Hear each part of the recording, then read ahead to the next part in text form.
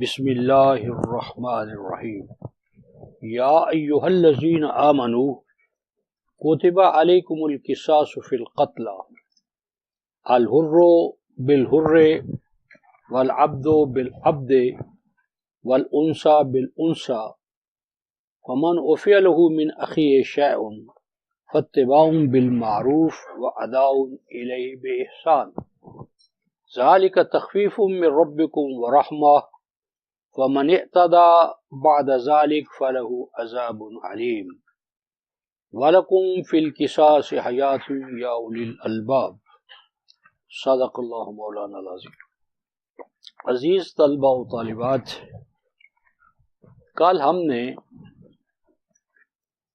یہ دیکھا تھا کہ ابواب البر یعنی بر کے جتنی بھی ابواب ہیں علمی اور عملی حوالے سے، ایمانیات اور اعمال صالحہ کے حوالے سے، وہ تمام کے تمام ابواب سورہ البقرہ کی آیت 177 میں جمع کر دیے گئے ہیں، اور ایک متقی معاشرہ، ایک متقی فرد، ایک آئیڈیل سوسائٹی جسے قرآن قائم کرنا چاہتا ہے، اس کے انفرادی، اجتماعی، معاشی، معاشرتی جتنے بھی پہلو ہو سکتے ہیں، ان تمام پہلوؤں پر اصولی حوالے سے ایک جامع گفتگو جو ہے وہ کل ہو چکی ہے۔ اب یہ جو قرآن سوسائٹی قائم کرنا چاہتا ہے، اس میں جو معاملات کی ترجیح ہے، پرائرٹی ہے، کس مسئلے کو یا کس حقیقت کو کون سا مقام حاصل ہے، آج اس حوالے سے ہم جو سورہ البقرہ کی آیت نمبر 178 کی تلاوت کر چکے ہیں، اس میں قرآن کا جو فلسفہ ہے قانون کا یا معاشرے کے قیام کا، اس کا ایک اصول، بنیادی اصول ہمارے سامنے آتا ہے۔ لہذا سب سے پہلے باب الاحکام میں توحید کے بعد، یعنی پہلے توحید کا بیان ہوا، اہل توحید کا بیان ہوا، شرک اور اس کا رد ہوا، شرک اور اس کے مفاسد بیان کیے گئے، توحید اور اس کے منافع اور نتائج و ثمرات بیان کیے گئے۔ اس کے بعد کیا آیت آئی، آیت 177 یعنی 163 سے 176 تک یہ توحید اور اس کے متعلقات تھے، مثبت اور منفی۔ اب اس کے بعد ابواب البر جامع انداز میں 177 میں آ گئے ہمارے سامنے۔ اب گویا کہ احکام میں توحید کے بعد جو پہلا حکم آ رہا ہے وہ یہ ہے، یا ایھا الذین آمنوا، اے ایمان والو، کتب علیکم القصاص فی القتل۔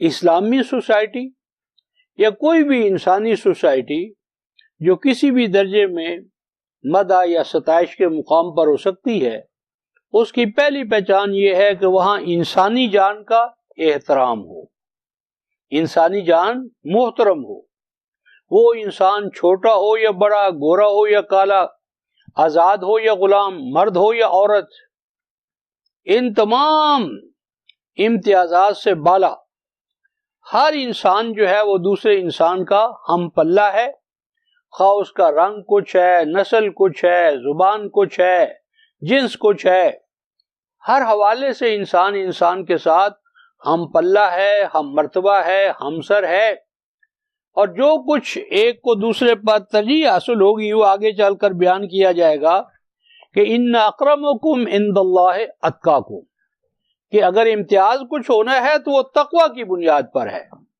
اعمال صالحہ کی بنیاد پر ہے، بحیثیت انسان ہم سب برابر ہیں۔ تو پہلا حکم الہی یہ نازل ہوا، یا ایھا الذین آمنوا، اے ایمان والو، کتب علیکم القصاص فی القتل، واجب کر دیا گیا ہے، لازم قرار دیا گیا ہے تمہارے لیے قصاص فی القتل، جو بھی قتل کرتے ہیں ان میں، یعنی قاتل جو بھی ہو اسے قتل کیا جانا چاہیے۔ ایک قاتل جو ہے اس کی جگہ پر کسی دوسرے کو قتل کرنا، یا ایک قاتل کی جگہ پر 2 یا 3 قاتلوں کا تقاضا کرنا مقتول کی طرف سے، یہ غلط ہے۔ جس شخص نے قتل کیا ہے وہی قتل کیا جانا چاہیے، وہ گورا ہو، کالا ہو، آزاد ہو، غلام ہو، عورت ہو، مرد ہو، جو ہو سو۔ تو فی القتلہ سے یعنی مقتول جتنے مقتولین ہیں اور جو قاتل ہیں دونوں، تو یہ دونوں جو ہیں، ہر قاتل جو بھی کسی دوسرے کو قتل کرے گا اسے علم ہونا چاہیے کہ اسے قتل کیا جائے گا۔ تو القصاص کا معنی کیا ہے؟ مساوات، مقافہ، ہم کفو، ہم پلہ ہونا، ہمسر ہونا، ہمسری، یعنی قاتل اور مقتول ایک اصول ہے۔ ویسے زندگی کے ہر دائرے میں ہر شخص جو ہے وہ دوسرے کا ہم پلہ ہے، ہمسر ہے، برابر ہے، اس میں بحیثیت انسان کوئی کمی بیشی نہیں ہے۔ فرمایا الحر بالحر، جس آزاد نے کسی دوسرے کو قتل کیا وہی آزاد، نہ کہ کوئی اور، نہ کہ اس کے مقابلے میں بہت زیادہ۔ جس شخص نے قتل کیا ہے اگر وہ آزاد ہے تو اسی آزاد کو قتل کیا جائے گا، خواہ اس نے آزاد کو قتل کیا ہے، غلام کو قتل کیا ہے، یا عورت کو قتل کیا ہے۔ تو فرمایا کہ جو قاتل ہے اگر وہ آزاد بھی ہے تو بھی وہ قتل کیا جائے گا، خواہ مقتول آزاد ہے یا غلام، مرد ہے یا عورت یا بچہ ہے۔ تو فرمایا کہ آزاد قاتل ہی کو آزاد مقتول کے مقابلے میں قتل کیا جائے گا۔ اور فرمایا العبد بالعبد، جس غلام نے کسی دوسرے غلام کو قتل کیا ہے یا آزاد کو قتل کیا ہے، دونوں صورتوں میں اسی غلام کو قتل کیا جائے گا۔ اور چونکہ یہ غلام سابقہ سوسائٹی میں چلے آ رہے تھے، یعنی جو معاشرہ جاہلیت کا معاشرہ تھا جسے اب اسلام میں تبدیل کیا جا رہا تھا، اس معاشرے میں غلام چلے آ رہے تھے، اس لیے یہ حکم آ رہا ہے۔ اس کا یہ معنی نہیں ہے کہ غلامی عالم انسانیت میں باقی رہنی چاہیے۔ یہ بڑا ایک بنیادی ہمارے ہاں غلط تصور چل نکلا ہے۔ کہتے ہیں جی کہ اگر معاشرے میں ہر شخص خود کفیل ہو جائے، کسی اور کا محتاج نہ رہے، ہر شخص اپنے پاؤں پہ کھڑا ہو جائے، تو جو صدقات کا نظام ہے قرآن کا وہ کہاں جائے گا؟ کوئی صدقہ ہی لینے والا نہیں ہوگا۔ نتیجہ وہ یہ نکالتے ہیں کہ معاشرے میں گداگر، غلام، محتاج رہنے چاہیے۔ کیوں؟ کہ اگر یہ نہیں رہیں گے تو صدقات کے احکام پر عمل کیسے ہوگا؟ نہیں ہوگا۔ تو یہ الٹی منطق ہے، یعنی چوری کے حکم کا یہ معنی نہیں ہے کہ معاشرے میں چور رہنے چاہیے، ڈاکوؤں کو قتل کرنے کا، ختم کرنے کا حکم قرآن میں ہے۔ اس کا یہ معنی نہیں ہے کہ معاشرے میں ڈاکو رہنے چاہیے۔ ان احکام کا منشا ان جرائم کو باقی رکھنا نہیں ہے کہ ان کو ختم کرنے کے لیے ان احکام پر عمل کیا جائے، بلکہ ان احکام کا اصل ہدف تو یہی ہے کہ معاشرے میں یہ جرائم نہیں ہونے چاہیے، جرائم کا خاتمہ ہونا چاہیے۔ تو جرائم کا خاتمہ مقصود ہے ان قوانین سے، نہ کہ ان قوانین کو جاری و ساری رکھنے کے لیے معاشرے میں جرائم پیشہ افراد باقی رہیں، محکوم باقی رہیں، محتاج باقی رہیں، غلام باقی رہیں، حاجت مند باقی رہیں، تاکہ ان احکام پر عمل کیا جائے۔ تو یہ الٹی منطق ہے۔ تو غلام کا یہاں ذکر اس لیے نہیں ہے کہ غلامی مطلوب ہے یا غلامی باقی رہنی چاہیے، نہیں، کیونکہ اس وقت یہ موجود تھی، اس لیے اس کا حوالہ دیا گیا کہ اگر کسی غلام نے آزاد کو قتل کیا یا آزاد نے غلام کو قتل کیا تو بہرحال قاتل جو ہے وہ قتل کیا جائے گا، اسے مقتول ہونا پڑے گا۔ اسی طرح اگر کسی عورت نے مرد کو قتل کیا یا مرد نے عورت کو قتل کیا تو وہی قاتل عورت قتل کی جائے گی، وہی قاتل مرد قتل کیا جائے گا۔ اور اس ضمن میں ایک اور مسئلہ بھی ہمارے ہاں الجھا ہوا ہے، اور وہ یہ کہ کہتے ہیں جی کہ اگر ایک مرد نے عورت کو قتل کر دیا ہے تو پھر اس کو قتل نہ کیا جائے، کیونکہ عورت تو آدھی دیت کی عامل ہے، یہ ہمارے ملوکیت کے دور کے فقہا کا فتویٰ ہے۔ قرآن نے ذکر و انثیٰ کو برابر رکھا ہے۔ اگر ایک مرد نے، آزاد مرد نے غلام کو قتل کیا تو اسی آزاد کو قتل کیا جائے گا۔ اگر ایک مرد نے عورت کو قتل کیا یا عورت نے مرد کو قتل کیا تو وہی قاتل عورت یا مرد جو ہے اسے قتل کیا جائے گا۔ تو اس قانون کو بیان کرنے کے بعد فرماتے ہیں فَمَنْ عُفِيَ لَهُ مِنْ أَخِيهِ شَيْءٌ فَاتِّبَاعٌ بِالْمَعْرُوفِ وَأَدَاءٌ إِلَيْهِ بِإِحْسَانٍ۔ یہ جو آ رہا ہے کہ اگر کوئی بھائی اپنے بھائی کو معاف کر دے تو وہ جو باہم معاہدہ ہو جائے اس معاہدے کے تحت جو لینے دینے کا فیصلہ ہو اس کو حسن کرانہ انداز میں ادائیگی اس کی ہونی چاہیے، اور اگر باہم مل کر اس میں کوئی کمی بیشی کر لیں تو اس میں بھی کوئی قباحت نہیں ہے۔ اس کا کیا مطلب ہے؟ تو بعض تو ہمارے اہل علم، قرآنی علم رکھنے والے ادھر گئے ہیں کہ قصاص کی جگہ پر مقتول کے ورثاء جو ہیں وہ قاتل کو معاف کر سکتے ہیں اور اس کے مقابلے میں کوئی دیت ویت لے سکتے ہیں، خواہ وہ قتل خطا ہو یا قتل عمد ہو۔ ایک دوسری رائے یہ ہے کہ نہیں، قتل عمد میں تو قصاص ہی ہوگا، قتل ہی ہوگا۔ ہاں قتل خطا ہو تو اس میں یہ گنجائش موجود ہے، قتل خطا میں معافی یا دیت لینا یا باہم صلح کر لینا یہ عام رائے ہے، لیکن جو پہلا ہے قتل عمد اس کا ہر حال میں اس کو قتل کیا جانا چاہیے قاتل کو۔ یہ ایک بڑا اہم بنیادی مسئلہ ہے، اور اس مسئلے میں دو آراء ہیں۔ عام رجحان تو یہی ہے، یعنی آج کل کے حوالے سے، کہ اگر کوئی اپنا قاتل کے مقتول کے ورثاء اگر قاتل کو معاف کر دیں تو انہیں معافی کا حق حاصل ہے۔ لیکن سوال پیدا ہوتا ہے کہ کیا قاتل نے قتل کر کے مقتول کے ورثاء کو نقصان پہنچایا ہے یا اس نے حکم الہی کی خلاف ورزی کی ہے؟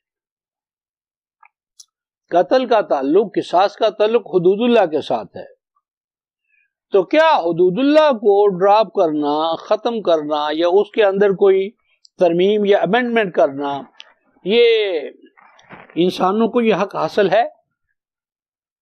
یہ ایک بڑا بنیادی سوال ہے، اور اگر اس طرح کا رویہ ہم اختیار کریں تو کیا یہ معاملہ یہی ختم ہو جائے گا یا آگے چلے گا؟ تو یہ چونکہ ایک بڑا بنیادی مسئلہ ہے، اور میں نے جس طرح کیا ہے کہ کچھ بنیادی مسائل ہماری اس ترجمانی میں آ رہے ہیں اور وہ ذرا تفصیل طلب ہے، ذرا طوالت سے اس پہ بحث کرنی مطلوب ہے۔ اس لیے سوچا یہ گیا ہے کہ اگلی سورہ کے شروع کرنے سے پہلے ہم ان مسائل پر جو ذرا تفصیل سے بات کرنے کے یعنی طالب ہیں ان پر ہم الگ سے یعنی انہی ریکارڈنگز میں ان پہ گفتگو کریں گے۔ تو میں نے ایک چیز آپ کے سامنے رکھ دی ہے کہ دو آراء ہیں، اور ان میں سے کون سی زیادہ صائب ہے کہ اس کو ہم صحیح سمجھتے ہیں انفرادی سوچ کے حوالے سے۔ اجتماعی فیصلہ تو وہی ہوگا جو امت مسلمہ کا مرکز جو ہے، مرکز ملت جو ہے، وہ ارباب حل وقت کی روشنی میں فیصلہ کرے گا، لیکن انفرادی سوچ یا انفرادی رائے اور انفرادی رائے کے جو دلائل ہیں ان پہ ہم بحث اس سورہ کے اختتام پر کریں گے، یعنی ان مسائل پر گفتگو کرتے ہوئے جو کسی اس سورہ میں بنیادی نوعیت کے ہیں اور وہ تفصیل طلب ہے۔ فرمایا کہ یہ جو تخفیف ہے، ذالک تخفیف من ربکم، یہ ذرا معاملے کو جو شدت ہے اس کو کم کرنے کے حوالے سے ہے، اور ہو سکتا ہے کہ اس سے معاشرے کے اندر رحمت کے رویے آ جائیں، اور جو انتقام در انتقام کی ذہنیت ہے اس کو کچھ ٹھہراؤ ملے. کیونکہ اگر آپ نے قتل کیا کسی کو اور اس نے آپ کو قتل کروا دیا تو ایسا تو نہیں ہوگا کہ یہ قتل در قتل کا ایک سلسلہ چل نکلے جو کہیں ختم ہی نہ ہو. اور اگر معاف کر دیا اور اس معاف کرنے سے ایک سلسلہ جو ہے رحمت کا شروع ہو جائے اور آئندہ کے لیے قتل کا یہ سلسلہ جو نسل در نسل چلنا چاہتا تھا یا چلنے کا امکان تھا وہ ختم ہو جائے تو یہ اپنی ذات میں محمود ہے، اپنی ذات میں بہتر ہے. لیکن فیصلے ہم بعد میں دلائل کو سن لینے کے بعد فریقین کے بعد میں ہم فیصلہ کریں گے. تو یہ فرمایا کہ تخفیف اور رحمت کا باعث ہے. اور فمن اعتدى بعد ذلك فله عذاب علیم. لیکن اگر باہم کوئی سمجھوتا ہو جائے، مصالحت ہو جائے، اور مصالحت اور سمجھوتے کے بعد کوئی سرکشی کرے، یعنی جو آپس میں معاملہ کیا تھا، شرائط طے پا گئی تھی، ان کو وائلیٹ کرے، نظر انداز کرے، ان میں ترمیم کرے، تو یہ شخص جو ہے وہ سزا کا مستحق ہے، عذاب علیم ہے. اب یہ عذاب علیم جو ہے یہ قیامت ہی میں ہوگا یا حیات دنیا کے اندر بھی مرکز ملت جو ہے امت مسلمہ کا جو مرکزی یعنی مجلس شورا ہے وہ اس میں کوئی تعزیر، حدودی تعزیر کے طور پر کوئی حد لگا سکتی ہے، کوئی اسے جرمانہ لگا سکتی ہے، اسے سزا دے سکتی ہے، قید کر سکتی ہے، ایسی کوئی ضرورت ہو سکتی ہے، ہونی چاہیے. یعنی عذاب علیم کا یہ معنی نہیں ہے کہ بس قیامت میں ہوگا اور حیات دنیا میں اس سے کوئی ہم پوچھے نہیں، یہ نہیں صحیح. تو یہ عذاب علیم والی جتنی چیزیں ہیں حیات دنیا میں بھی کسی نہ کسی درجے میں ان کا کوئی اثر ظاہر ہونا چاہیے. وَلَكُمْ فِي الْقِصَاصِ حَيَاتٌ يَا أُولِي الْأَلْبَابِ لَعَلَّكُمْ تَتَّقُونَ. اب یہ جو حصہ آ رہا ہے کہ وَلَكُمْ فِي الْقِصَاصِ حَيَاتٌ يَا أُولِي الْأَلْبَابِ، کہ اے ارباب فقہ و دانش، قصاص کے قانون کو جاری کرنے میں، نافذ کرنے میں، اس کو ہر حال میں برقرار رکھنے میں تمہاری زندگی ہے، تمہاری زندگیوں کا تحفظ ہے. اور اس سے کے نتیجے میں معاشرے کے اندر تقوی کا چلن ہوگا، تقوی کا رواج ہوگا، معاشرہ جو ہے وہ تقوی کے مدارج کو طے کرے گا. تو آیت کا یہ حصہ بتاتا ہے کہ قانون میں حیات جو ہے وہ قصاص ہی ہے. قصاص کو نظر انداز کرنا اچھا نہیں ہے. بہرحال اس آیت کے حصے کی روشنی میں جن لوگوں نے کہا ہے قصاص ہر حال میں ہوگا اور اسے کوئی معاف نہیں کر سکتا، نظر انداز نہیں کر سکتا، ان کی رائے کو ان الفاظ الہی سے تقویت ملتی ہے. تو بہرحال اوورآل گفتگو جو ہے وہ ہم بعد میں کریں گے اس پر. اب جان کے تحفظ کے بعد مال کے تحفظ کا حکم نازل ہو رہا ہے. جان محفوظ ہو گئی، جان عزت آبرو محفوظ ہو گئی. اب اس کے بعد جو ہے وہ مال کا تحفظ مطلوب ہے، اس کے بارے میں حکم نازل ہو رہا ہے. یہاں ایک اور قصاص کے قانون میں ایک اور مسئلہ بھی میں زیر بحث لانا چاہتا ہوں، اور وہ یہ کہ مثلا کوئی بیوی ہے اور خاوند غصے میں آ کر اس کے چہرے پر تیزاب پھینک دیتا ہے، غصے میں آ کر اس کا بازو توڑ دیتا ہے، غصے میں آ کر اس کی ناک کاٹ دیتا ہے، آنکھ پھوڑ دیتا ہے، اور کوئی اس کو یہ نقصان پہنچاتا ہے، تو کیا ہونا چاہیے؟ یہ بھی آج ایک المیہ ہے ہمارے معاشرتی مسائل میں، یہ بھی ایک مسئلہ موجود ہے. تو ہم سمجھتے ہیں کہ قرآن حکیم نے جروح کا، زخموں کا قصاص جو ہے وہ لازم قرار دیا ہے، آگے سورہ مائدہ میں آئے گا. تو اس لیے ہم سمجھتے ہیں کہ اگر کسی نے کسی کا چہرہ جلایا ہے، ناک کاٹی ہے، اور کوئی ایسی حرکت کی ہے تو اس کا بھی قصاص ہونا چاہیے. اس کا خاوند کا بھی اسی طرح ناک کاٹا جائے، اسی طرح اس کو چہرے کو بے آبرو کیا جائے، تیزاب ڈالا جائے. یہ بظاہر تو ظالمانہ نظر آتا ہے، لیکن سوال یہ کہ وہ خاوند کون سا رحم دل ہے کہ جس نے یہ ظالمانہ حرکت کی ہے.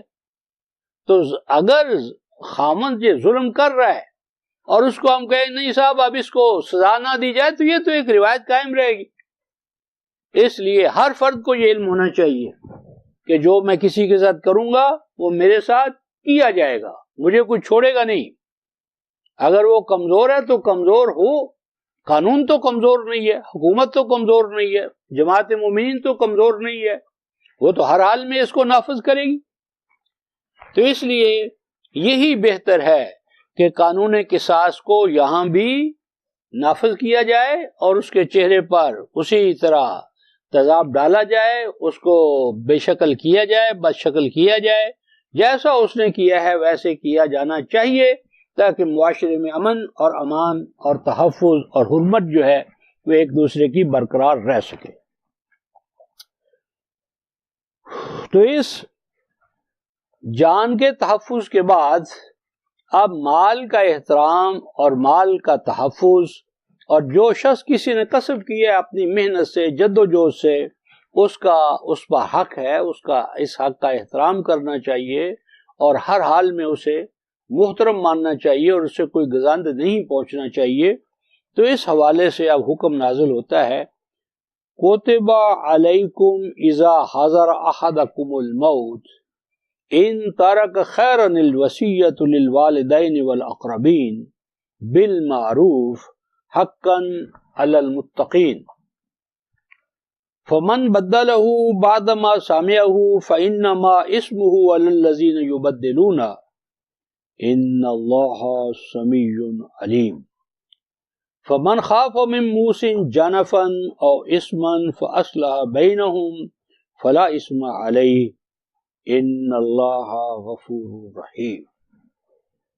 فرمایا، اے ایمان والو، کتب علیکم، لازم قرار دیا گیا ہے، واجب قرار دیا جا رہا ہے تمہارے لیے۔ کتبہ کا صیغہ جب اعلی آئے تو کسی چیز کو واجب قرار دینا، کمپلسری قرار دینا، لازمی قرار دینا۔ اے جماعت، تمہیں لازم قرار دیا گیا ہے تمہارے لیے کہ اگر تم میں سے کسی کے پاس مال ہے، جائیداد ہے، مال ہے قابل ذکر، جائیداد ہے قابل ذکر، اور وہ چھوڑ کر جا رہا ہے، مر رہا ہے، تو مرنے سے پہلے اسے چاہیے کہ اگر وہ مال، جائیداد، کوئی اس طرح کی چیزیں چھوڑ رہا ہے تو وہ وصیت کرے۔ کتبہ الوصیہ، وصیت کرنا واجب ہے، وصیت لکھے کہ اس کا جو ترکہ ہے، اس کا جو مال ہے، اس کی جو جائیداد ہے، یہ کیسے تقسیم ہوگی، کس کو کیا ملے گا، کیا نہیں ملے گا۔ وصیت کرنا اس کے لیے واجب ہے۔ کس حوالے سے وصیت کرنا؟ للوالدین والاقربین، کہ اس کے جو ماں باپ ہیں ان کو اس مال میں سے مرتے دم تک یہ چیز ملتے رہنا چاہیے۔ میری ماں کا میرے اوپر یہ حق ہے، میرے ماں باپ کا میرے اوپر یہ حق ہے، لہٰذا میرے باپ اور میری ماں، ان کو مرتے دم تک یہ سہولتیں میرے مال میں سے ملنی چاہیے۔ یہ وصیت میں مینشن کرنا چاہیے۔ اسی طرح والاقربین، اولاد ہے، چچا ہے، ماموں ہے، کوئی اور جس کے ساتھ اس کا تعلق ہے، تو ان تمام تعلق داروں کے بارے میں، اقربین کے بارے میں کیا کرنا چاہیے؟ وصیت کرنی چاہیے، وصیت کا لکھ دینا چاہیے، لیکن بالمعروف۔ اس کے اندر کسی کو گزند پہنچانا مقصود نہ ہو، نقصان پہنچانا مقصود، خواہ مخواہ کسی کو دینا اور خواہ مخواہ کسی کو محروم کرنا، یہ جذبہ نہیں ہونا چاہیے۔ حقاً علی المتقین، متقیوں پر اس طرح کی وصیت کرنا جو ہے وہ کیا ہے؟ واجب ہے، لازم ہے، ضروری ہے۔ اہل تقویٰ کی ڈیوٹی ہے کہ وہ ایسا کریں۔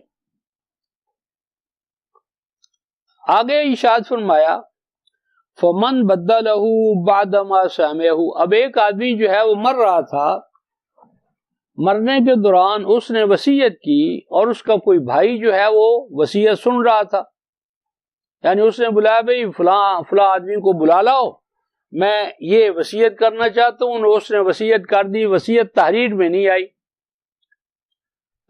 نہیں آئی، ویسے اس نے زبانی طور پر گواہوں کی موجودگی میں اپنی ول جو ہے، وصیت جو ہے، اس کا اظہار کر دیا۔ اب قرآن کہتا ہے کہ اگر کوئی سننے کے بعد اس میں ترمیم کر دے، اضافہ کر دے، تحریف کر دے، کمی کر دے، بیشی کر دے، تو ایسا کرنے والا پہلی بات تو یہ ہے کہ وہ گنہگار ہوگا، وہ اپنے ایمان کو خطرے میں ڈالے گا، وہ اپنا اللہ کے ساتھ جو رشتہ، ایمانی رشتہ ہے، اسے گم کر بیٹھے گا۔ بڑا خطرہ ہے، بہت بڑے خطرے کی بات ہے کہ مومن ہو کر وہ اپنے ایمان کو خطرے میں ڈال رہا ہے۔ تو وصیت میں کوئی بھی تبدیلی کرنا، تبدیلی لانا، یہ بہت بڑا گناہ ہے اور اللہ کی نظر میں پاپی ہونا ہے، مجرم ہونا ہے۔ تو اسی لیے مومن کو چاہیے کہ وہ ایسا نہ کرے، کیونکہ اس سے اس کا ایمان جو ہے وہ سلب ہونے کا خطرہ ہے۔ اور اگر وہ ایسا کرے گا فَإِنَّمَا اسْمُهُ عَلَى الَّذِينَ يُبَدِّلُونَ، تو پھر یاد رکھو صرف اسی کو گناہ نہیں ہوگا، بلکہ جو اس کے ساتھ معاون ہوں گے، مددگار ہوں گے، اس وصیت کو تبدیل کرنے میں جو بھی دامے درمے سخنے مددگار ہوں گے، وہ بھی عند اللہ مجرم ہوں گے، گنہگار ہوں گے۔ تو یہ اجتماعی گناہ بن جائے گا۔ اس لیے اگر کوئی ایسا بدلنا چاہتا ہے تو دوسروں کو چاہیے کہ وہ اس سے روکیں کہ معاشرے کے اندر وصیت علی حال ہی نافذ ہو اور اس میں کوئی کمی بیشی نہ آئے۔ وصیت کا احترام کیا جانا چاہیے، وصیت کو من وان نافذ کیا جانا چاہیے۔ اور دیکھو، جب کوئی بھی دیکھنے والا نہیں ہوتا تو اللہ تمہیں دیکھ رہا ہوتا ہے۔ جو تم سرگوشیاں کرتے ہو اس باب میں، اللہ وہ بھی سن رہا ہوتا ہے۔ اور جب اللہ نہ بھی سن رہا ہو اور تم خفیہ سے خفیہ کوئی تحریر بھیج دو تو اللہ تعالیٰ کے علم میں وہ بھی ہے۔ سنو نہ سنو، سنانا نہ سنانا، کوئی اس کے لیے اللہ تعالیٰ کے لیے مسئلہ نہیں ہے۔ تو تمہارا معاملہ اللہ تعالیٰ کے ساتھ ہے جو علیم بکل شے ہے۔ تو اس لیے اس معاملے میں کسی طرح کی بھی تبدیلی، ترمیم، کمی یا اضافہ مت سوچو۔ یہ گناہ کی باتیں ہیں اور ایمان کو لے ڈوبنے والی باتیں، ایمان کے خاتمے کا باعث بننے والی باتیں ہیں۔ اب ارشاد فرمایا فَمَنْ خَافَ مِنْ مُوصٍ جَنَفًا أَوْ إِثْمًا فَأَصْلَحَ بَيْنَهُمْ فَلَا إِثْمَ عَلَيْهِ إِنَّ اللَّهَ غَفُورٌ رَحِيمٌ۔ اب ایسا ہو اگر کہ وصیت کرنے والے نے جان بوجھ کر ایک مستحق کو نقصان پہنچایا ہے، ایسے ہی غصے میں، انتقام میں، خواہ بخواہ ایک آدمی، اس کا باپ ہے، اس کی ماں ہے، اس کا کوئی عزیز ہے، اس کا کوئی خادم ہے، اس کا کوئی ملازم ہے، اس کا حق بنتا ہے، لیکن وہ خواہ بخواہ اس پر چڑھائی کرتا ہے، اس کو حقوق کو پامال کرتا ہے، گناہ کرتے ہوئے، حدود شکنی کرتے ہوئے وہ اس کو کوئی نقصان پہنچاتا ہے اور اس کا حصہ گھٹا دیتا ہے، کسی کا ناروا طور پر بڑھا دیتا ہے۔ تو ایسی کوئی وصیت کے اندر زیادتی ہو اور تمہارے پاس اس زیادتی کے بارے میں شواہد ہیں، دلائل ہیں، باقاعدہ شہادات ہیں، تو اس میں کوئی گناہ کی بات نہیں ہے کہ اگر اس میں کوئی کمی بیشی کر دی جائے، تاکہ عدل کا پہلو جو ہے وہ غالب آئے، عدل اور قسط کو بڑھاوا ملے اور جو ظلم ہو رہا ہے اس ظلم کی تلافی ہو جائے۔ تو اگر اس حوالے سے نیک نیتی کے ساتھ عدل کو قائم رکھنے کے لیے، ظلم کا قلع کما کرنے کے لیے اگر کوئی کمی بیشی کر دی جائے، فاصلہ بینہم، صلح کرا لے، صفائی سے، صلح صفائی سے آپس میں معاملات سیٹل کروا دے، فلا اسم علیہ، تو اس میں کوئی گناہ کی بات نہیں ہے۔ گناہ تو وہاں ہے جہاں ظلم ہو، زیادتی ہو، اور جہاں عدل اور قسط کا قیام ہو وہ گناہ نہیں ہے۔ اور بلا شبہ اللہ، ان اللہ غفور رحیم، اللہ تو پروٹیکشن چاہتے ہیں، تحفظ چاہتے ہیں، حفاظت چاہتے ہیں، ہر ایک کو اس کے حقوق ملیں اور کوئی بھی حقوق سے محروم نہ ہو۔ ضابطۂ حیات تو یہ ہے، قانون تو یہ ہے۔ تو اگر اس کو اپلفٹ کرتے ہوئے، اپ ہولڈ کرتے ہوئے، اس کی گویا علم برداری کرتے ہوئے کوئی ایسی ترمیم چھوٹی موٹی کر دی جائے باہمی صلح سے، تمام ورثاء کے مابین صلح کراتے ہوئے، تو اس میں کوئی قباحت نہیں ہے۔ اللہ پروٹیکشن دینے والا ہے اور رحمت سے نوازنے والا ہے۔ یہاں پر ایک بحث آئی ہے کہ قرآن حکیم نے وصیت کو اہل تقوی پر لازم قرار دیا ہے، حقاً علی المتقین، متقیوں پر وصیت کرنا جو ہے وہ فرض ہے، واجب ہے، لازم ہے۔ یہاں پر ہمارے فقہا نے دو باتیں کی ہیں۔ ایک بات تو انہوں نے یہ کی ہے کہ وصیت جو ہے مرنے والا وہ 1/3 سے زیادہ میں وصیت نہیں کر سکتا، یعنی وصیت جب بھی کرے گا تو میکسیمم جو وصیت ہے وہ 1/3 میں ہو سکتی ہے، اور 2/3 بہرحال قائم رہیں گے، اور اس میں مرنے والا مالک جو ہے کوئی اس کا عمل دخل نہیں ہے، 2/3 باقی رہیں گے، اور 1/3 میں کیا ہے وصیت ہو سکتی ہے۔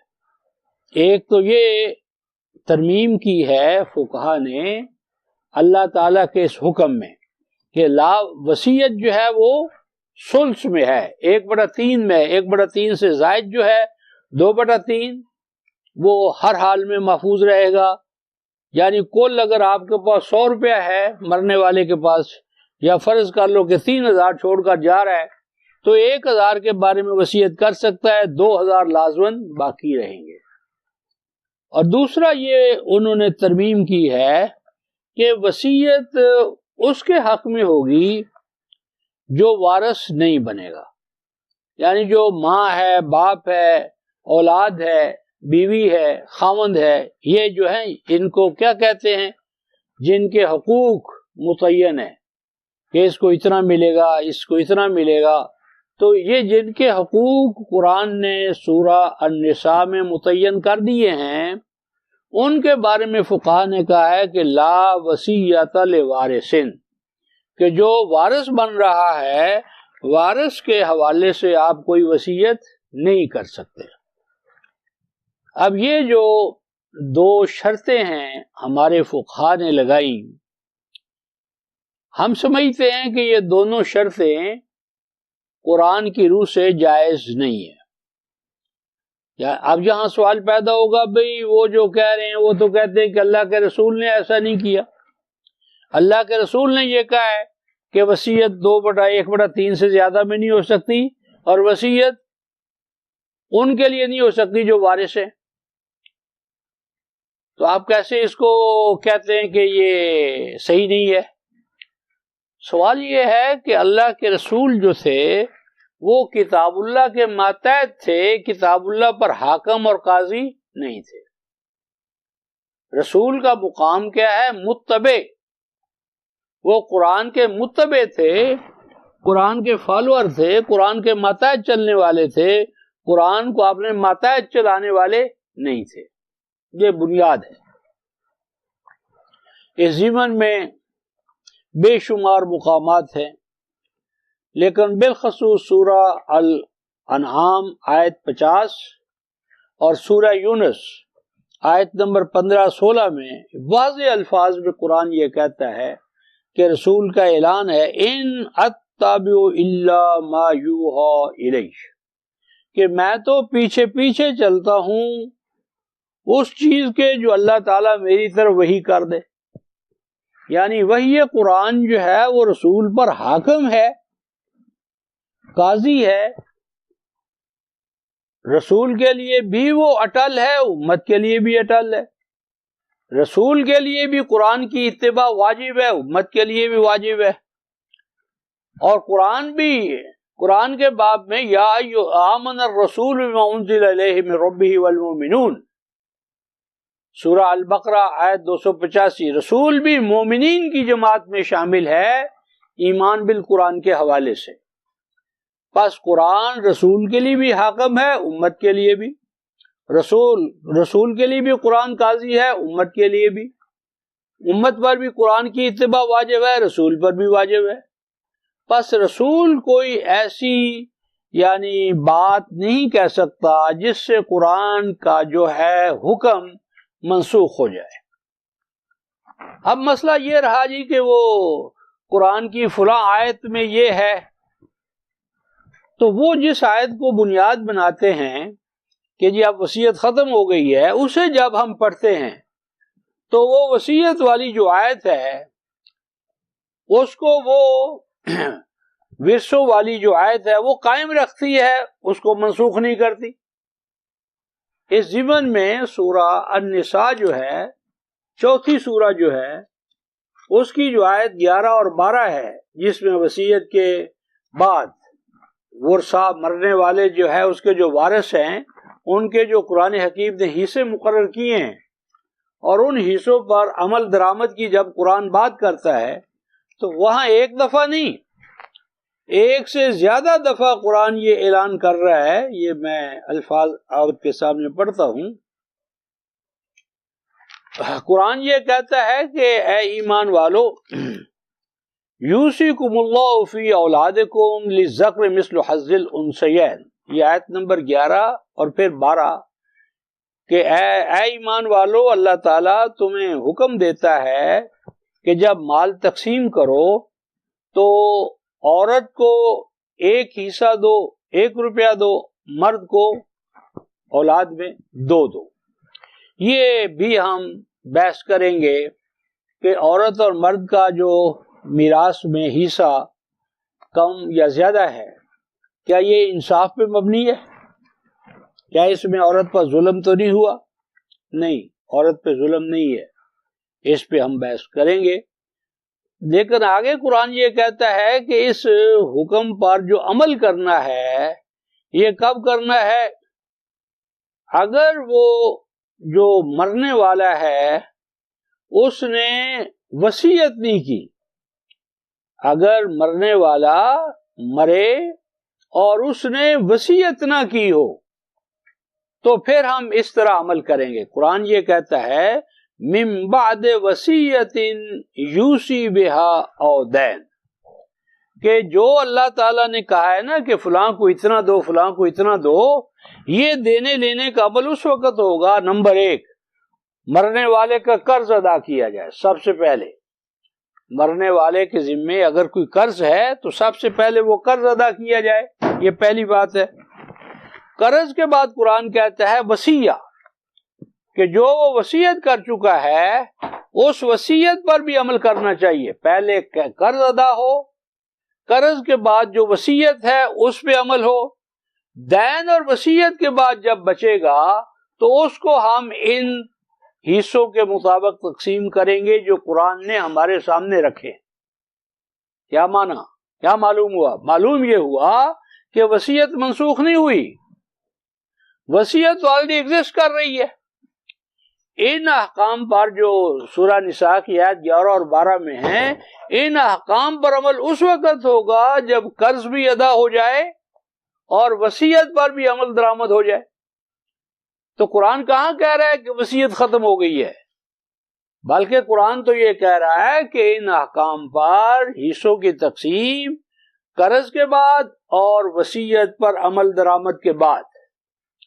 پھر دوبارہ یہی بات قرآن کہتا ہے فَلَكُمُ الرُّبُعُ مِمَّا تَرَكْنَا مِن بَعْدِ وَصِيَّةٍ يُوصِينَ بِهَا أَوْ دَيْنٍ۔ جس طرح مردوں کا وصیت کا حق یہاں قائم رکھا گیا ہے، اسی طرح عورتوں کو بھی یہ حق حاصل ہے کہ وہ وصیت کریں کہ ان کا مال کیسے تقسیم کیا جائے گا۔ اچھا، اس کے بعد آیت نمبر 12 میں پھر فرمایا من بعد وصیت یوصی بہا او دین غیر مضار، کہ اس وصیت پر عمل کرنے کے بعد اور دین ادا کرنے کے بعد اگر بچے گا تو یہ تقسیم ہوگی۔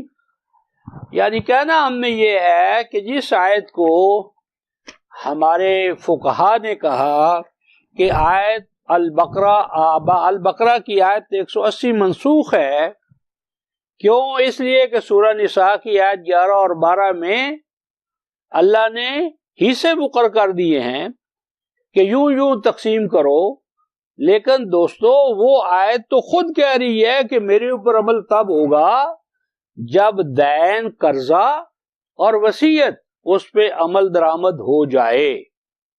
لہذا جس کو وہ ناسخ کہتے ہیں وہ تو پکار کر کہہ رہی ہے کہ میں ناسخ نہیں ہوں، میرا تو یعنی عمل درآمد کا وقت ہی اس وقت آئے گا جب وصیت پر عمل ہو جائے۔ یہاں پر بعض ہمارے واجب الاحترام علماء بلکہ اساتذہ، جن میں امین آصف اصلاحی مرحوم بھی شامل ہیں، مودودی صاحب بھی ہیں، اور بھی علماء کبار ہیں، وہ پوچھتے ہیں کہ جب اللہ تعالیٰ نے حصے مقرر کر دیے کہ بیوی کو یہ دے دو، باپ کو یہ دے دو، دادا کو دے دو، یہ دے دو، تو اب وصیت کی کیا گنجائش ہے؟ اس کا جواب یہ ہے کہ وصیت کس لیے گنجائش ہے کہ مثلا فرض کر لو کہ ایک آدمی کے 6 بیٹے ہیں، فرض کر لو 6 میں سے 5 بیٹے بس روزگار ہیں، ان کو پڑھایا باپ نے، لکھایا، حتیٰ کہ اب وہ ملازمت کر رہے ہیں، کاروبار کر رہے ہیں، اور ایک اس کا چھٹا بچہ ہے باپ کا، جو مثلا فرض کرو کہ لیٹ عمر میں پیدا ہوا ہے، ابھی وہ مثلا دودھ پی رہا ہے، پہلی جماعت میں پڑھ رہا ہے، تو اب اگر اس پہلی جماعت کے بچے کو بھی وہی ملے جو برسر روزگار بھائی کو ملے گا تو یہ ظلم ہے۔ یعنی جو برسر روزگار ہے اس نے باپ سے لیا، باپ نے اس کو پڑھایا، پروان چڑھایا، ملازمت ملی، ملازمت کے بعد اسے اور مواقع ملے، اور ایک اس کا بچہ جو دودھ پی رہا ہے اس کو بھی 1 لاکھ ملے اور اس کو بھی 1 لاکھ ملے، تو یہ ظلم ہے۔ اس انفرادی گویا کہ جو سچویشن ہے، صورتحال ہے، اس کا خیال رکھنا لازم ہے۔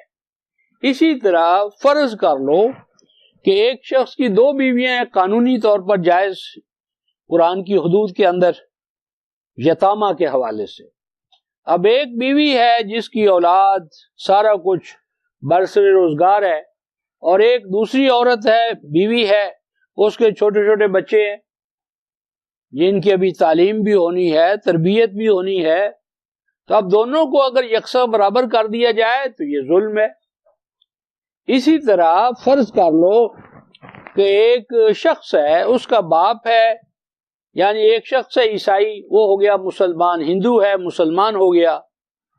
اب جب وہ مسلمان ہو گیا، فرض کر لو کہ اس کی ماں ہے، سکھنی ہے، ہندو ہے، عیسائی ہے، باپ ہے وہ سکھ ہے، ہندو ہے، عیسائی ہے، تو اب فقہا تو کہتے ہیں کہ جو دین مختلف ہو جائیں تو وراثت ختم، وراثت نہیں مل سکتی۔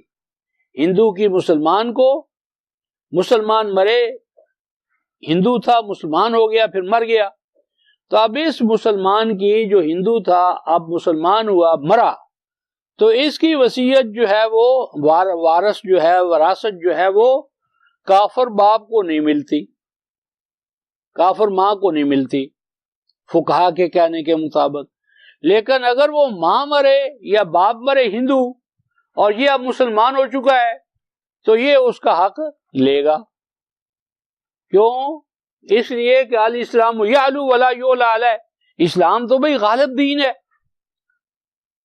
تو یہ غلط ہے۔ یہ غلبے کے جو ڈھکوسلے تھے یہ اس وقت تھے جب تمہارا اقتدار تھا، اب تو صورتحال ہی تبدیل ہو گئی ہے۔ اس لیے ہم کہتے ہیں کہ ایسی صورتوں کا حل کس میں ہے؟ وصیت میں ہے۔ یعنی اگر فقہا کہتے ہیں کہ اختلاف دینین کی وجہ سے نہیں مل سکتا تو وہ مرنے والا خود وصیت کر دے کہ میرا باپ ہے، اگرچہ عیسائی ہے، باپ ہے، اگرچہ وہ ہندو ہے، سکھ ہے، تو بھی باپ ہونے کے ناطے سے میں اس کے حق میں یہ وصیت کرتا ہوں، ویلڈ ہونی چاہیے۔ اور اگر کوئی شخص جو ہے وہ کل مال کی وصیت کرتا ہے تو اس کو وہ مالک ہے، اس نے کمایا ہے، اسے حق حاصل ہے۔ تو اگر جھگڑے ہی ختم ہو جائیں گے اگر وصیت کے حق کو ہم بحال رکھیں اور اس کو جو آیت ہے 280 اسے منسوخ نہ کریں تو مسائل حل ہوتے ہیں، لیکن اگر اسے منسوخ کریں تو ناسخ و منسوخ بھی ماننا پڑتا ہے، اور مسائل بھی ہمارا پیچھا کرتے ہیں جن کا حل ہمارے پاس نہیں ہوتا۔ تو ہم اس بات کے قائل لا نسخ فی القرآن، قرآن کی کوئی آیت بھی منسوخ نہیں ہے۔ کیا معنی لا نسخ فی القرآن کا؟ کیا معنی ہے لا نسخ فی القرآن کا؟ یہ معنی ہے کہ اگر حالات تبدیل ہو گئے ہیں کسی عمل پر عمل درآمد میں تو اس وقت تک اس آیت پر عمل درآمد ملتوی رہے گا۔ جب وہ حالات لوٹ آئیں گے تو وہ عمل درآمد کرنا لازم ہو جائے گا. لیکن اگر ہم منسوخ مان لیں تو پھر تو اس پر عمل کرنا گناہ ہوگا. نسخ کا ہمارے نزدیک یہ معنی ہے کہ حالات کے تبدیل ہو جانے سے کسی حکم پر عمل درآمد روک دینا یہ جائز ہے، کیونکہ حالات ہی نہیں ہے. لیکن جب حالات ہوں گے تو وہ حکم واپس آ جائے گا. لیکن اگر ہم مان لیں کہ ہمیشہ کے لیے منسوخ ہو گیا تو اب تو اس پر عمل درآمد ہی نہیں ہو سکتا، عمل ہو ہی نہیں سکتا. تو بہرحال لا نسخ فی القرآن، اور اس ضمن میں جلال الدین سیوطی علیہ الرحمہ نے الاتقان میں بحث کی ہے. تو ان کے دور میں لوگ کہتے تھے کہ 500 آیتیں منسوخ ہیں. جلال الدین سیوطی نے کہا نہیں، 500 تو بہت زیادہ ہیں، اگر ہم دیکھیں تو صرف 20 آیتیں منسوخ ہیں. شاہ ولی اللہ کا دور آیا تو شاہ صاحب نے کہا کہ نہیں، 20 تو نہیں ہیں، 15 منسوخ ہیں اور 5 منسوخ ہیں. اور عبید اللہ سندھی کا دور آیا تو انہوں نے کہا یار حالات ایسے تھے، شہنشاہیت تھی، ملوکیت تھی، اندھی تقلید تھی، فقہا کا غلبہ تھا. تو اگر شاہ صاحب کہہ دیتے کہ بھی ایک آیت بھی منسوخ نہیں ہے تو ان کو تو واجب القتل قرار دے دیا جاتا. تو مسئلہ وقت تھی کہ انہوں نے کہہ دیا ہاں بھئی 5 آیتیں منسوخ ہیں، میں بھی مانتا ہوں منسوخ ہیں لیکن 5 ہیں. تو فرماتے ہیں کہ آج میرے لیے کوئی مجبوری نہیں ہے، میں تو ان تمام مجبوریوں کو تج کر اسلام کے پاس آیا ہوں، لہذا میں کہتا ہوں ایک آیت بھی منسوخ نہیں ہے. اور جن 5 آیتوں کو شاہ صاحب نے منسوخ قرار دیا ہے، لو میں اس کا جواب دیتا ہوں. پھر اس کا جواب انہوں نے الہام الرحمن میں دی ہے. تو ہمارا موقف بھی یہی ہے کہ لا نسخ فی القرآن، اور جو آیتیں بالخصوص شاہ ولی اللہ نے جن کو مشکل ترین آیات قرار دیا ہے تو ان کو بھی اندروس میں انشاءاللہ العزیز ہم حل کریں گے. تو آیت ابواب بر 277 کے بعد 2 چیزوں کا اسلامی معاشرے میں تحفظ جو ہے وہ ہر قیمت پر لازم قرار دیا گیا ہے. پہلا ہے انسانی جان کی حرمت، اس کا تقدس، اور اس کا ہر حال میں جو اس کا عزت و احترام کا، جان کا، مال کا حق ہے اسے ہر حال میں محفوظ رہنا چاہیے. اور جو بھی اسے چیلنج کرے، گزن پہنچائے، نقصان پہنچائے یا حتیٰ کہ انسانی جان کو قتل کرے، لازم ہے کہ اس سے قصاص کے قانون کے تحت اسے قتل کیا جائے، اسے سزا ملے. اگر کسی پر اس نے تیزاب ڈالا ہے تو لازم ہے کہ اس پر تیزاب ڈالا جائے. ناک کاٹی ہے، لازم ہے کہ اس کی ناک کاٹی جائے. اس کے بغیر معاشرے میں نہ انسانی جان کا احترام قائم رہ سکتا ہے اور نہ جان کا تحفظ جو ہے وہ کسی قیمت پر برقرار رہ سکتا ہے. دوسرا ہے مال کا تحفظ. جو کسی کا مال مغصوب ہے، کسب جو اس نے کیا حلال اور طیب ذرائع سے، اس پر اسی کا حق فائق ہے، اور اس کے حق کو جو بھی چھینتا ہے، نقصان پہنچاتا ہے، خواہ وہ سرقے کی شکل میں ہو، چوری، ڈکیتی، جس وہ اس کا قلع کما کیا جانا چاہیے. اور اسی طرح ہر مرنے والے کو اپنے مال پر وصیت کا حق جو ہے وہ اسلام دیتا ہے، اور ہر حال میں اس کا تحفظ ہونا چاہیے، اور یہ منسوخ نہیں ہے ہمارے نزدیک. اب اس کے بعد اگلی بحث جو آیت نمبر 183 میں آ رہی ہے، یہ جان اور مال اور حرمات ان تمام کے لیے آیت جامعہ ہے، جسے ہم آیت سیام کہتے ہیں. کس طرح؟ ابھی ہم اس کی تلاوت کرتے ہیں، کل اس پہ بحث کریں گے. اب تیسرا کوتبہ آ رہا ہے، یعنی کوتبہ علیکم القصاص پہلا، کوتبہ علیکم الوصیہ دوسرا، کوتبہ علیکم کیا الصیام تیسرا، اور چوتھا آئے گا کوتبہ علیکم القتال. قتال ہر مومن کے لیے اسلام کے نفاذ کے لیے اپنی جان کی بازی لگانا فرض ہے. تو یہ کوتبہ والے مقامات بڑی اہمیت کے حامل ہیں. تو ارشاد فرمایا گیا یا ایھا الذین آمنوا کتب علیکم الصیام کما کتب علی الذین من قبلکم لعلکم تتقون. اس میں رفقائے محترم بڑی اہم بات آ رہی ہے، یہ جتنے بھی سورہ البقرہ میں احکام آ رہے ہیں نا، ان احکام میں آپ آخر میں لعلکم تتقون دیکھیں گے، لعلہم یتقون، لعلکم تتقون، لقوم یتقون، ہر جگہ یہ قرآن کا خاصہ ہے کہ جس سورت کو آپ لیں اس کا پہلا جو مقدمہ ہے نا اس کو ضرور پڑھیں غور اور تدبر سے، تو آپ دیکھیں گے کہ وہ مقدمے میں جو اصول ٹھہراتا ہے وہ پوری سورت میں نہیں، پورے قرآن میں ان کی کیا کرتا ہے، بالادستی قائم رکھتا ہے۔ اب چونکہ یہاں تھا ھدی للمتقین، پہلی بقرہ کی ابتدائی آیات میں کیا تھا، ذالک الکتاب لا ریب فیہ ھدی للمتقین، ھدی للمتقین میں لام جو ہے وہ کیا ہے، عام طور پر اس کو کیا ہے، غائب کا قرار دیا، ہم لام انتفاع قرار دیتے ہیں۔ ھدی للمتقین کا معنی یہ ہے کہ قرآن اہل تقوی کو کامیاب ہونے کی ضمانت دیتا ہے، جو اپنے تقوی پیدا کریں گے وہ منزل تک پہنچیں گے، جو دوائی بھی کھائیں بد پرہیزی بھی کریں تو کیسے صحت بحال کرے گی۔ تو یہاں قرآن یہ کہہ رہا ہے، یا ایھا الذین آمنوا، اے ایمان والو، کتب علیکم الصیام۔ عام طور پر ہمارے ہاں جو تراجم کیے گئے ہیں بما ہمارے استاذ یعنی اسرائی صاحب کے اور مودودی صاحب کے، انہوں نے ترجمہ کیے ہیں، اور یہ شاہ ولی اللہ سے ترجمہ چلا ہے کہ فرض کر دیے گئے ہیں تمہارے اوپر روزے، گویا کہ صیام کو صوم کی جمع سمجھا گیا ہے، ایسا نہیں ہے۔ یہ صیام جو ہے یہ قیام کے وزن پر مصدر ہے، ساما یصوم صوما و صیاما، الصیام مصدر ہے، جس طرح قاما یقوم قوما و قیاما، قیام جو ہے یہ قوم کی جمع نہیں ہے، قوم کی جمع اقوام ہے، صوم کی جمع اسوام ہے، فوج کی جمع افواج ہے، نور کی جمع انوار ہے۔ تو فعلن فعلن واحد، اس کی جمع جو ہے وہ جمع مکسر افعال کے وزن پر آتی ہے۔ تو یہاں صیام مصدر ہے، اس میں جمع نہیں، یہ صوم کی جمع نہیں ہے، تو اس سے ترجمے میں فرق پڑ جائے گا۔ فرق کیا پڑے گا؟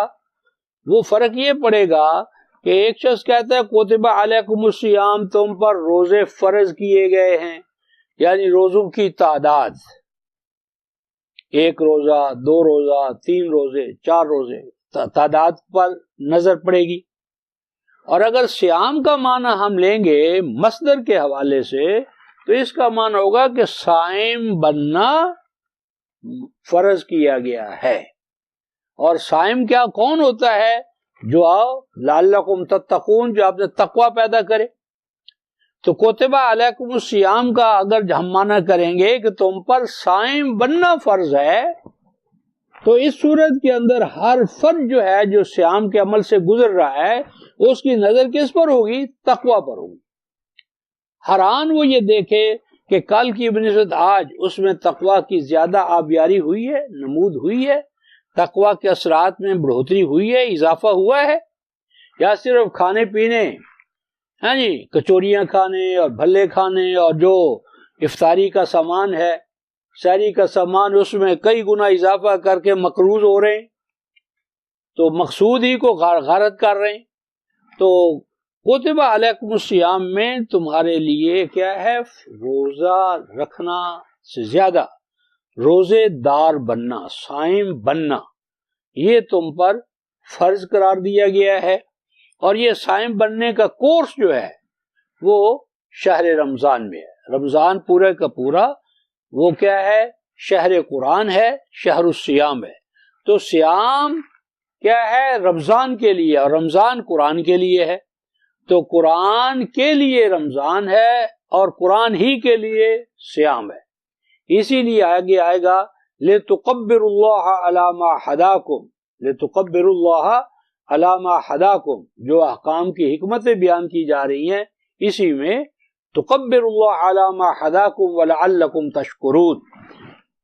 تو شاکر قوم بننے کے جو اوصاف ہیں وہ پیدا ہونے چاہیے صیام سے، تقوی پیدا ہونا چاہیے، اور اللہ تعالیٰ کے کلمے کو بلند سے بلند تر ہونا چاہیے. تکبر اللہ علی ما ہداکم، تمہاری ہدایت، تمہارا دین، تمہارا نظام بلند سے بلند تر ہونا چاہیے.